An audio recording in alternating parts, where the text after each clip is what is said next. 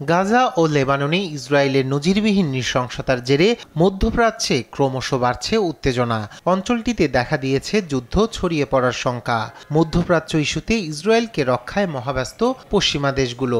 এমন উত্তেজনার মধ্যেই স্থানীয় সময় শুক্রবার ইয়েমেনে ইরান সমর্থিত হুতিদের অন্তত 15টি স্থাপনায় হামলা চালানোর কথা জানায় যুক্তরাষ্ট্রের সামরিক বাহিনী। নৌ চলাচল নির্বিঘ্ন রাখতে যুদ্ধবিমান ও যুদ্ধজাহাজ ব্যবহার করে এসব হামলা চালানো হয়েছে বলে জানায় পেন্টাগন। হামলায় সানাসহ ইয়েমেনের প্রধান কয়েকটি শহরে বিস্ফোরণের খবর পাওয়া যায়। মধ্যপ্রাচ্যে যুক্তরাষ্ট্রের সামরিক কর্মকাণ্ডের দায়িত্বে থাকা সেন্ট্রাল কমান্ড জানিয়েছে, এবার হুতিদের অস্ত্র সম্ভার, ঘাঁটি ও অন্য উপকরণ লক্ষ্য করে হামলা করা হয়। আর হুতি সমর্থিত মিডিয়া জানায়, যেসব শহর আক্রান্ত হয়েছে তার মধ্যে সানা অন্যতম।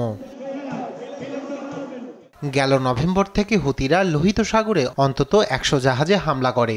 এর মধ্যে ডুবে গেছে 2টি নৌযান। গাজায় ইসরায়েলের সামরিক অভিযানের প্রতিশোধ নিতে তারা এসব হামলা করছেন বলে জানায় বিদ্রোহী গোষ্ঠীটি।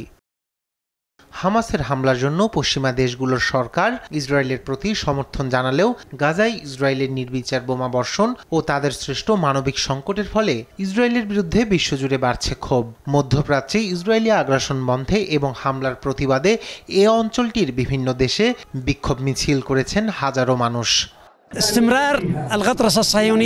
ইহুদিবাদের ঔদ্ধত্য স্থায়ী হবে না। জনবিস্ফোরণে তারা ধসে পড়বে। প্রতিরোধে সংহতি জানিয়ে সবাই মজলুমের পাশে দাঁড়াবে। ইসরায়েলের পতনের মধ্য দিয়ে সাধারণ জনগণের বিজয় আসবেই।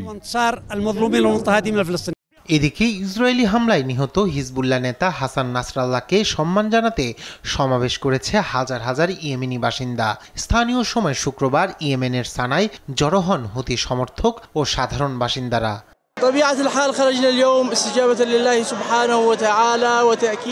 আজ আমরা অবশ্যই সর্বশক্তিমান আল্লাহর প্রতি সাড়া দিয়ে এবং ইহুদিবাদী ও আমেরিকার শত্রু হাসান নাসরাল্লাহর স্মরণে রাস্তায় ছুটে এসেছি।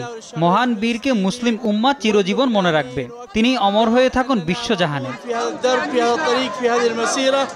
এছাড়া মধ্যপ্রাচ্যের বিভিন্ন দেশে নাসরাল্লাহর ছবি বুকে ধারণ করে মিছিল করেছেন হাজারো মানুষ।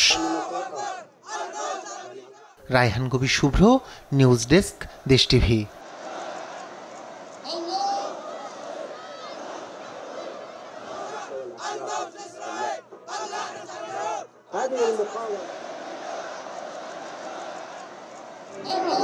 يجب أن نحمل رايته ويجب أن نحمل أعضاءه.